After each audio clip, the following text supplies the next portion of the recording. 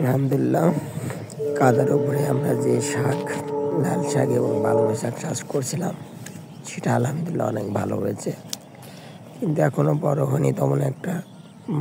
আসলে মাটিতে জো নাই, মাটিতে রস কম, এই জন্য বড় হয়নি এবং সার দেওয়া হয়নি, কিন্তু মাঝে মাঝে কিছু কিছু বড় হয়েছে, সেগুলো তোলার জো হয়ে গেছে এবং আমি সেগুলো কিছু কিছু অংশ থেকে তুলছি। আলহামদুলিল্লাহ, কাদার পরে পালং শাকটা অনেক ভালো হয়, কিন্তু যদি মাটিতে জো থাকতো তাহলে অনেক ভালো হতো। এই যে তুলছি আমি, এখনই সাইজ হয়েছে, আশা করি কিছুদিনের মধ্যেই অনেক ভালো বা অনেক বড় করা যাবে। এই যে আমাদের ভূতে অনেকগুলো বুনছি যে মাঝে মাঝে বড় হয়েছে, যেখানে পায়ের গর্ত ছিল সেই গর্তগুলো থেকে সংগ্রহ করছি।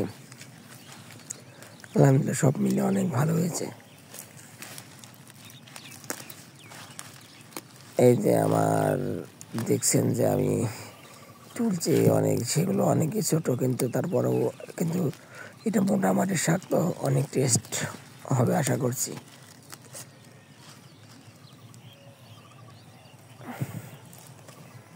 আসলে অনেক বুনছি শাক, এখনো কাটার বা হারভেস্ট করার মতো হয়নি।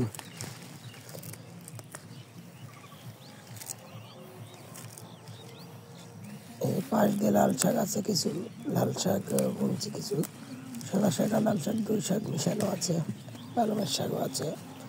আলহামদুলিল্লাহ, সব মিলে অনেক ভালো ফলন পাবো আশা করছি।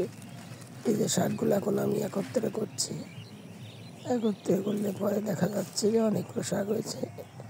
তারপরে এই যে লাল শাক আলাদাভাবে কিছু গোনা আছে, যেগুলো শুধু পায়ের গর্তের মধ্যে যেগুলো পড়ছে ওগুলোই ভালো হয়েছে, বাদ বাকি আর ভালো হয়নি।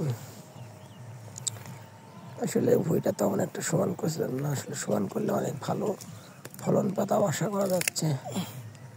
এই যে দেখেন, এগুলো 7 দিন পরে বোনা, ওটা 7 দিন আগে বোনা ছিল, এইগুলো হলো 7 দিন পরে বুনছি। আশা করছি 7 দিন পরে বুনলেও খুব একটা খারাপ হয়েছে তা না। আপনার সবাই এই কৃষি এই পেজটি সাবস্ক্রাইব করেন, আশা করা যাচ্ছে অনেক তথ্য এখানে উপস্থাপন করা হবে এবং সঠিক এবং ইডিয়েট বাদে ভালো ভালো ভিডিও দেওয়ার চেষ্টা করব। আপনারা যদি সাথে থাকেন, আমার এই পেজটাকে একটু সাবস্ক্রাইব করেন। ধন্যবাদ সবাইকে। দেখেন শুধু কত সুন্দর, শুধু সবুজ আর সবুজ।